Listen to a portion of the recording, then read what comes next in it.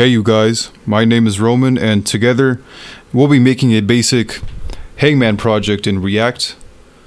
This is the final product. Here is where the letters get typed in, and depending on whether or not they're in the mystery word, they either get drawn here in the blanks or the body parts get drawn. That's supposed to be a noose, by the way. So if I put R is in the word, so it gets drawn. C is not, so the head gets drawn. Here's what you get when you win. The smiley face emoji with glasses. Play again. And when you lose, you get the whole body drawn with the sad face emoji. And this is zoo animal themed, so all the words are pretty much just animals you would normally see at the zoo, just to keep things simple. Before we get to the programming itself, since this is a React app, we have to first create the app itself through the command prompt. I'm gonna do that real quick. Just cd into my folder. It could be in any folder, by the way. But to create the app, we use npx create react app, and I'm just gonna name it Hangman tutorial. You can name it whatever you want. So npx, we use that whenever we want to use a certain package. In this case, we're using create react app, which will create the folder containing everything we need to work on our app. Now this will take a while, so until then, see you guys later. So everything got done installing on my end. If it went well for you, then this is what your command prompt should look like. If you get any vulnerabilities, it usually doesn't matter. And from here, what we could do is just type in code, period. And if you have VS Code, this will open up the folder there. I'm using the light theme. Most people use the dark theme, but other than that, go to the folder, and this is what you should have. So before we get to the coding, there are some things we have to clean up first. Namely, all the stuff that has to do with the React spinning logo. Like for example this.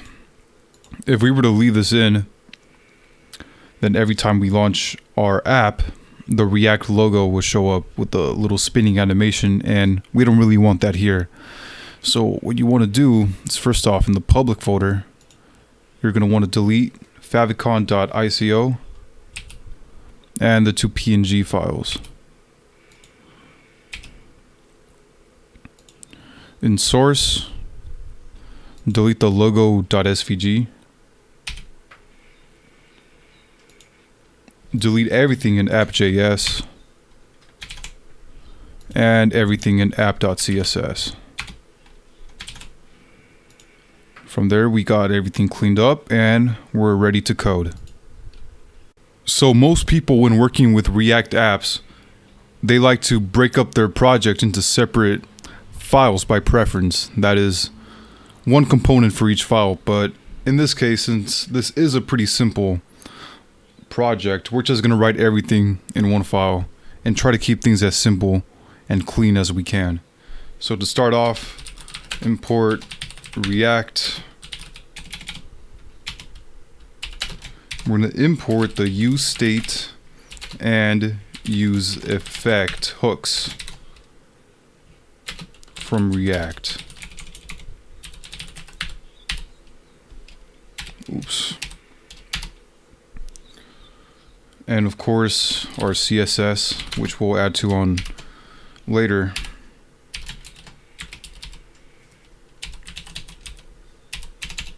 We're going to start off by defining the challenges.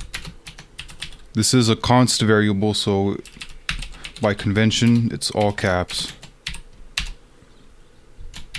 As I said earlier, this is zoo animal themed.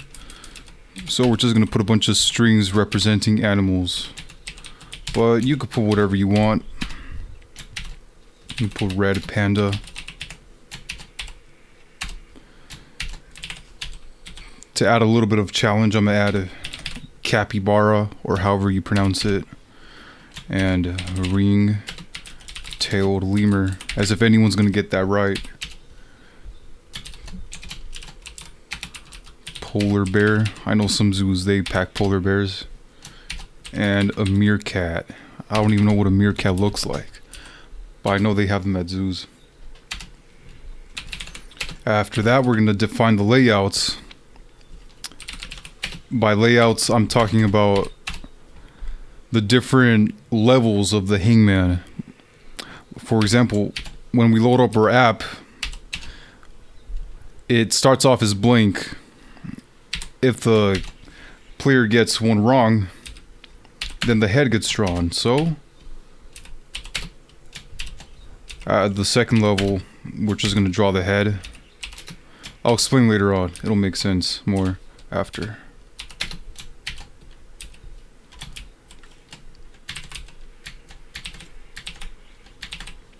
Just the head is drawn.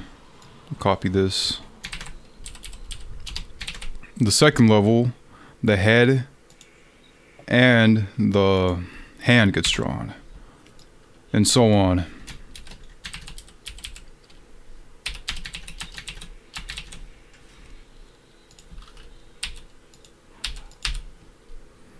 After the hand, then the, what's it called? The torso.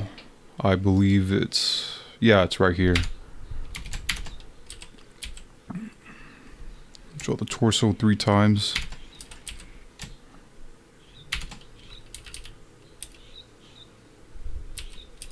Then the other arm gets drawn. And then we're just gonna put the first leg for now on. Oh, we also want to add a placeholder for now. I'll explain later on. Oh yeah, these layouts, as I said it. At the start, before the user inputs anything, it's blank. Let me show you. Here, it's just blank. If we get one wrong, then the head gets drawn. It's this. But after our layouts, now it's time to get to the app component itself.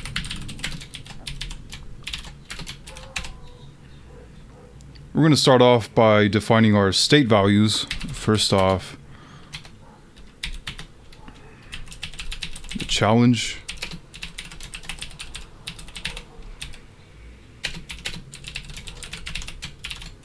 And the initial value, we're going to put 3 dots.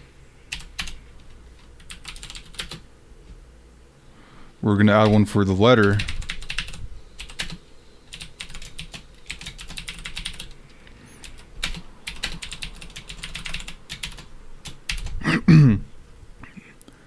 Its initial value, we'll set it as please enter letter.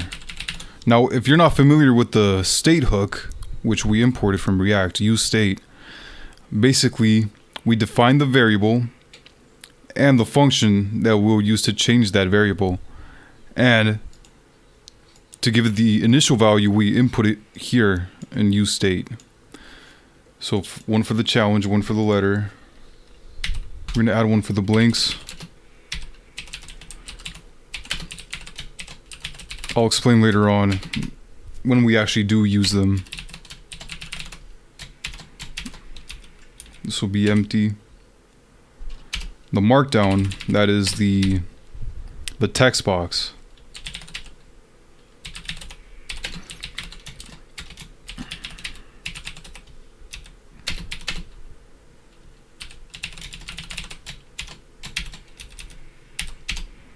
We also want one for, let's see. Oh yeah, the layout. This is what causes the layout to change.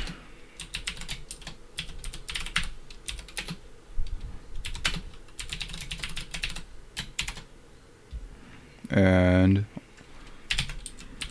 the initial value is going to be the first value that we have in the layouts array. That should be layouts 0. Another state for game over.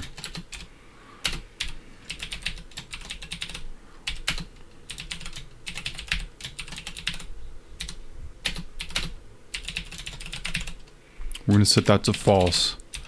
Because initially, we start the game, so it is not game over. And finally, we want one for... This one's going to be called winner.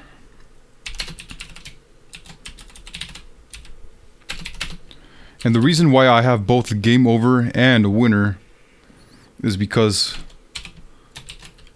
of the emoji face. If it's game over, that is pretty much if they lose, then we want to put the sad face emoji. If they win, then the happy face emoji. And of course, there's different... Let me show you. There's a different message on the button. If it's game over, the sad emoji face, and it says restart game. But if we get it right, capybara, then we get the smiley face emoji and a new message on the button. You win, play again. That's why we have two. This one is also false initially.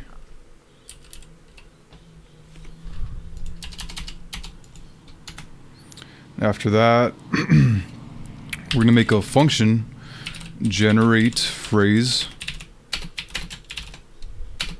Use the arrow function. Create random challenge.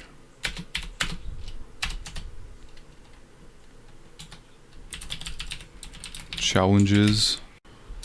We're going to select a random value from the challenges array we have up here. So to do that, we use math.floor and then math.random.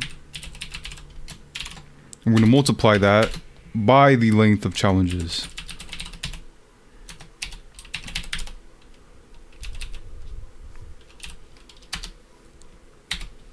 Actually, we don't even need to put this on a separate line. Like that. And then the blinks, current blinks, random challenge dot split. So split up the string. And from there we're going to call map. So dot map.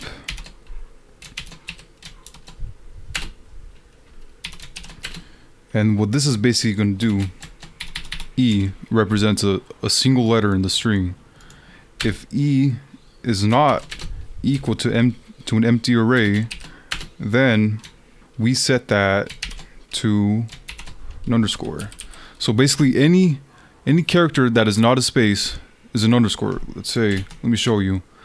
Like this right here, it's 2 letters. And the space, instead of adding another blank for the space, we just leave it as that, a space. If it is a space, then, well, we leave it as a space.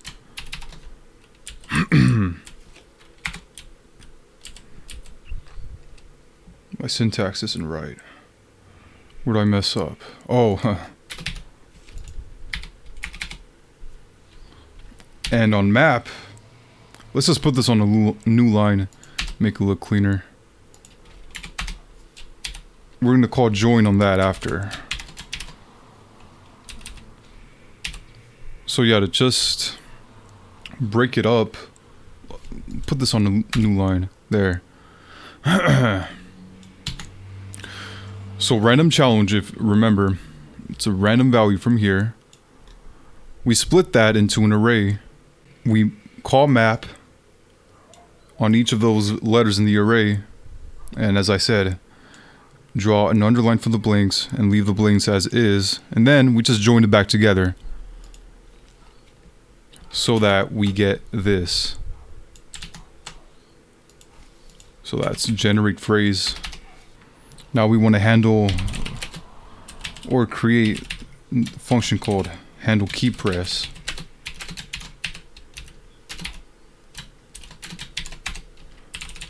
Just new markdown. Remember, this is in the text box. Is equal to e dot target value. Once we create our HTML, or not HTML, it has a different name in React. It's called JSX. But once we write our JSX, I'll explain this. const new letter. We want to make that new markdown.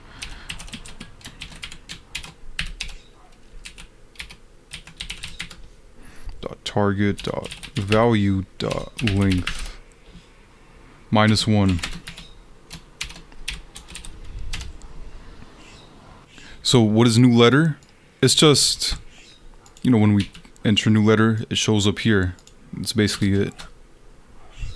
It gets the latest letter that we've inputted in the text box, and it draws it here. Like you see here, F is the latest value, so it gets drawn. After that, we use the set markdown function, useState function we've defined to set it to the new markdown. And then set letter for what I've just explained. It'll update it as the user types. Now we want to define reset. Use the arrow function again. Window.location.reload. This basically ensures that everything gets resetted once we hit reload. This is wrong.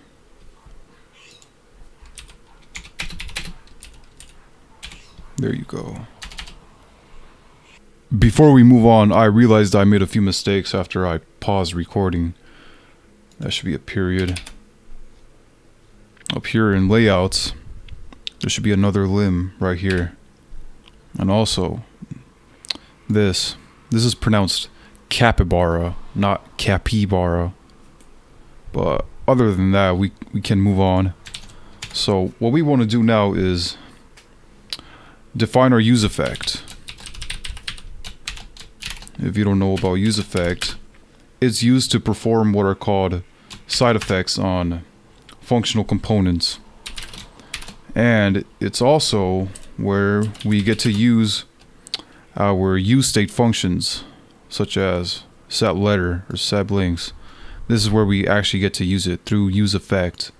So I'm going to put right here, if blinks is equal to challenge.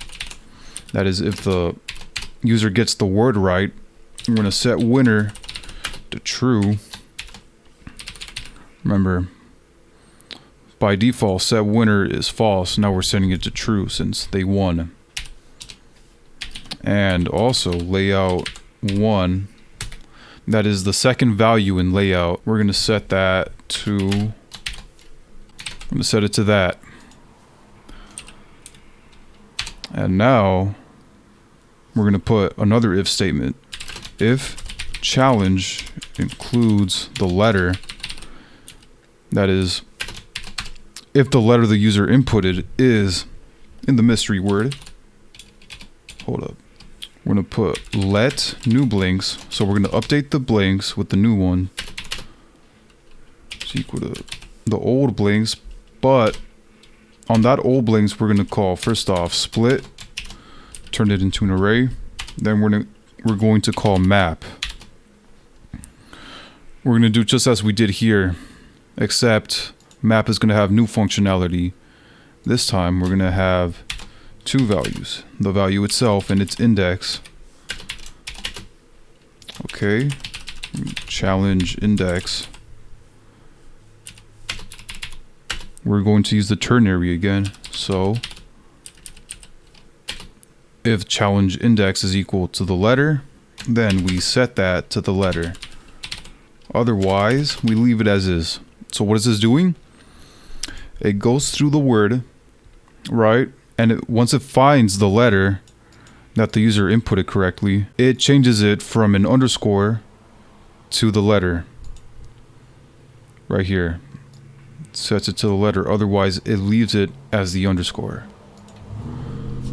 Alright, after we call map, we're going to join it back again to a string. Alright, and of course, oops, Then let's see. Oh yeah, let's indent this. And then we're going to set the blanks. Set the blanks, or update them, better yet, to the new ones. Alright. And now we're going to add an else if.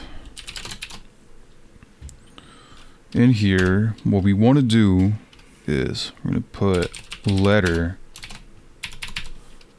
So this is the condition. If letter is not equal to please enter letter. Remember, this is the initial value of letter that we've set right here. This is letter's initial value when we start up the app. This is the first thing it tells you. Please set or please enter letter. Right? So if it's not equal to that, and challenge dot includes letter, that's the condition. We're going to put if, yet another if statement. So this else if is going to have an if and an else if. It's going to look a bit confusing, but I'm going to explain later on visually. So if layouts dot length -1 is greater than 1, do layouts dot shift. That is, we're going to take out the first value in layouts, and we're going to just set the layout to the new layout. Set layouts 0. And now we're going to add our else statement. Let's put it right here. Otherwise, set game over to true. And just as we did with set winner, we're also going to change the layout here. So we're going to put set layout, and this time we're going to use a new one. So let me just copy this one. Copy it.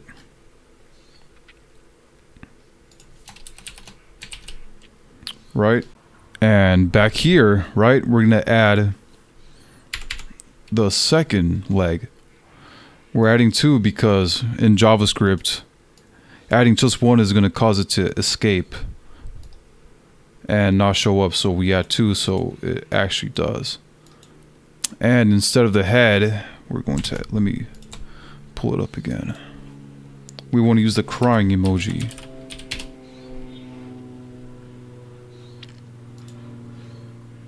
I like this one. So game over is equal to true, and the full body gets drawn with the sad emoji. Now let me explain this. I've opened up Code Sandbox earlier. This is all basically the same code. Well, it's more than just the same code. It's the full thing. But it's mainly the useEffect I want to explain. Well, this is pretty straightforward. This if it's equal to the challenge, if the whole word is right, we set the winner to true. If the challenge includes the letter the user inputted, we change the blanks. Let me refresh. It's mainly this I want to explain, the else if and its if and its else statement. So instead of using just an else statement for this if challenge includes the letter, we have to use an else if, because we also need to compensate for this, please enter letter. If we enter a letter and it's not included, it's part of the else if, so this happens. Now, if layouts.length, well, first of all, I want to explain what's happening here. What we're doing is we are directly mutating the layouts array.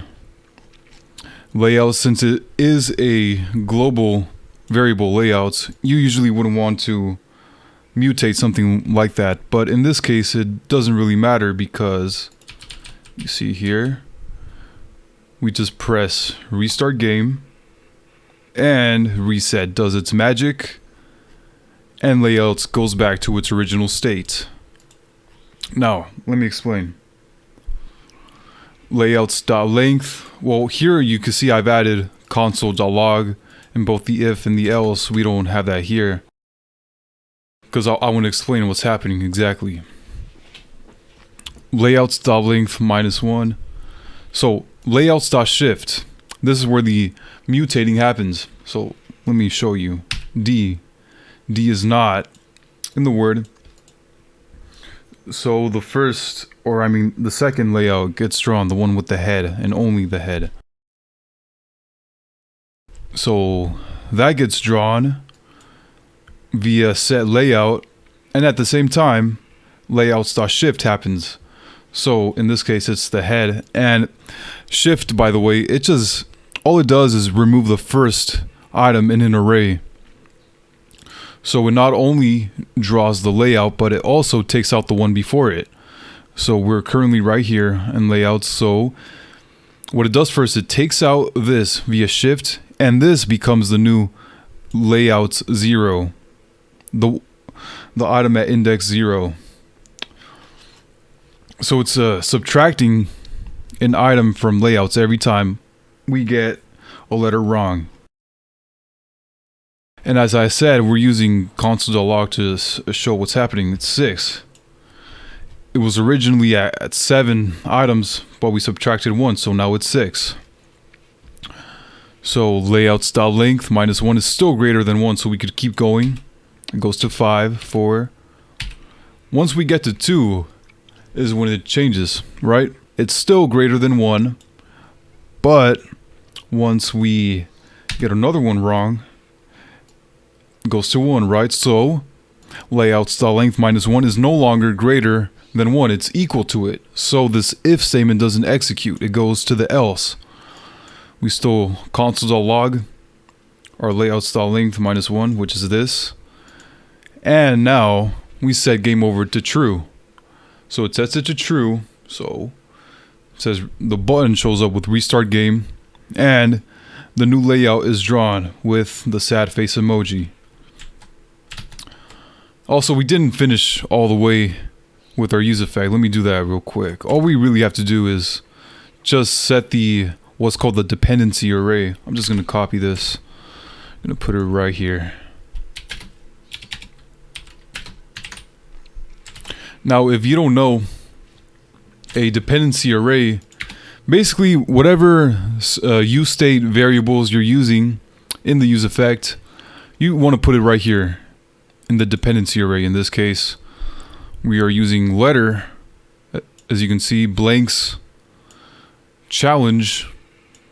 Now winner, we're not actually using the variable winner, but we are using the set winner useState function, so we have to include that as well.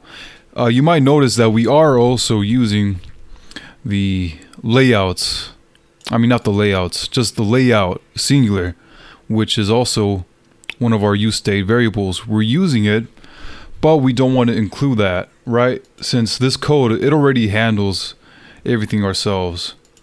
It handles the layout, so we don't really have to include that. But with that out the way, we can now move on. We want to use useEffect again. Another instance of useEffect. So we're going to say useEffect arrow function. And in here, we want to call our generate phrase function, which we've defined. We're not using any useState variables or functions, so we can just set it as an empty dependency array. Now what this does, it just creates a new phrase, or rather not creates it, but shows it once we hit restart game. It generates a new phrase, or the mystery word, better yet. That'd be a better variable name. But now, with this is all our logic pretty much. We've defined all our logic for the application. Now, we can go ahead and start writing our JSX. let's get right to it. So since this is JSX, it has to be within return statement. First of all, we're gonna have a div and give it a class, or not an ID. I meant to say class name of, we're gonna call it my hangman. Within that div, we want an h2 element. We're gonna give that an ID of, let's call it stickman. This is going to represent both the layout of the hangman and the noose right above it, which we'll draw right now. I'm going to add line break, br, copy this twice. That's the noose. Right below the noose, we want the hangman itself. So here's what we're going to do. We're going to put layout.slice 03. So this is the current layout. These are the first three elements within it. And right below that, we're gonna add another line break. Let's copy this. Okay, and in the middle, we're gonna add 3 and 6. At the bottom, we want 6 and 9. So let me show you. These are the first three elements, slice 03. This gets drawn at the top. In the middle, 3 and 6 is this line break, and at the bottom, 6 and 9, which is these three. Pretty straightforward. And now we want an h3. We're going to call that this is going to be the blanks. That's what they're going to be. Within that, we don't need a new line. We just put on the same line. We're going to put the blanks. Alright. And right below the blanks, we want another h3. And we don't need anything there. We could just call it letter. It's the letter that the user had inputted, the most recent one. Right. Now we want the text area, which is the text box. Text area. Right. And it's going to have an ID of input.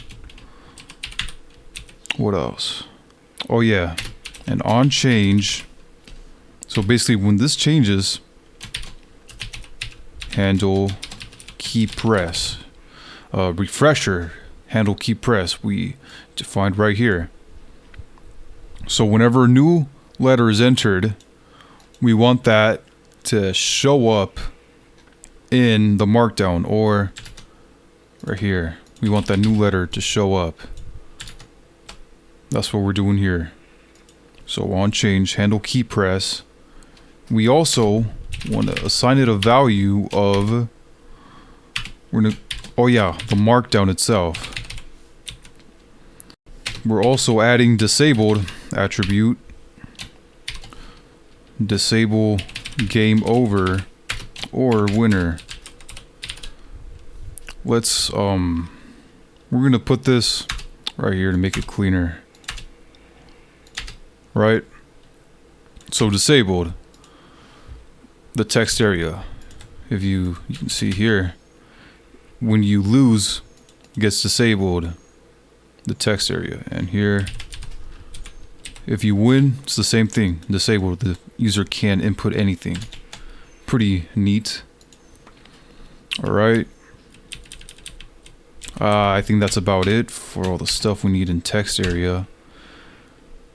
Yeah, we don't need, this doesn't even need a body, in fact. Just leave it like that. Below the text area, we're gonna have another div. Give it a class name of message button. Within that, we are going to use the ternary. We're going to put in some JavaScript logic. So if game over or winner, so if that is true, new line, button, this is when we draw the button. So if it's either game over or winner, we draw the button. give that a class name of, well, we'll just call it button, right? We're going to add an onClick attribute. And in this case, we have to use the arrow function again. Reset. Button. Yes, now for the body, I'm going to add a game over. We're going to use the ternary. So game over. We're going to draw restart game. This is going to render this text onto the button. So we do that if it's game over, and if not, if the user won pretty much, we're going to render you win. Play again. But yeah, that's it for the button. My syntax is wrong. Let's see. Where did I go wrong? Oh, right. We need the next part of the ternary. So here, yeah, we're using it twice. This is a nested ternary. That's what it is.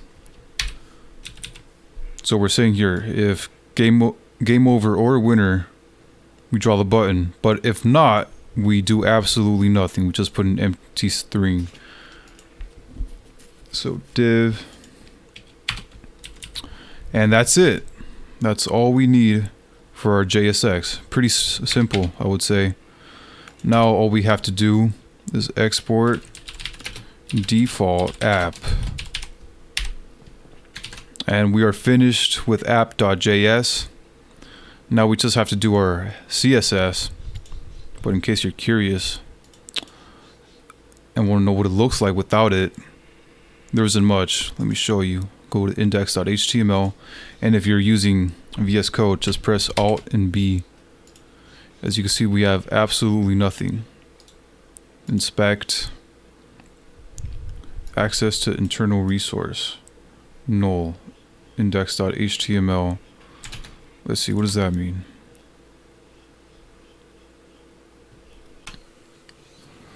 Alright, I apologize, you guys. I realized I made some mistakes in app.js. There's nothing wrong with index.html. You don't have to touch anything in there. But first of all, generate phrase, right? So as you can see, we create, or not create, we get a random challenge from the challenges array, and based on that value we create the blinks. But we're not actually doing anything with these variables, so I'm just going to paste in to save time. Set challenge, which we weren't even using earlier, and set blinks. We get the random challenge, set that to the new challenge. Same thing with the blinks. Create the blinks and set that using useState. Also, it's on line 62, I believe. Yeah. Simple syntax error. Put that there. On 68, or no, 70, I'm going to change the layout to its plural form, since we are working with the global variable which contains all the arrays. Also, oh yeah, I wanted to say, so I was wrong of what I said earlier about being able to use the useState functions only in useEffect, because as you can see, we're using them here in generate phrase and in handle key press, namely set challenge, blinks, markdown, letter, which in turn we use in the JSX. So sorry if I caused any confusion from what I said.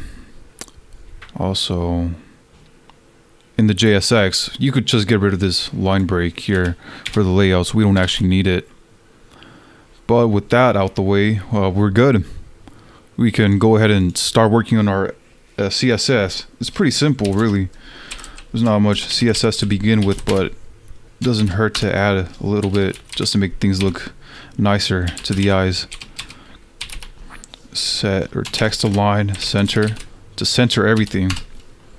Height. So we're using my Hangman styles, which is pretty much encompasses all of our JSX. Our height 100, vertical, so VH. Background color, I like softer colors, so for this I'm using what's called wheat, and the font family I'm using, it's called sans serif. And we're going to add another style for our button. So the width, we want that to be 150 pixels, height 50. Background color for the button will be orange. We also want a font size for the text within the button. We'll set that to 20 pixels. Border radius, which is just a little line around the border, we'll just set it to 2. Radius, actually 5. And finally cursor pointer. And that's it. I realized actually that in our JSX we defined a bunch of unnecessary IDs and class names, such as here Stickman. You could go ahead and just remove that. I'll provide the code in the description below. I'll make sure to remove it.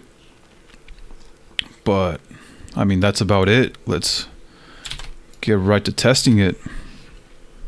So I said earlier actually that to test you go to the HTML file and you press Alt+B. I was both right and wrong when I said that. You use that when you're working with just normal HTML web pages, but in this case, since we're using React, we have to do things a little differently. So you're going to want to go to the terminal and type in npm start.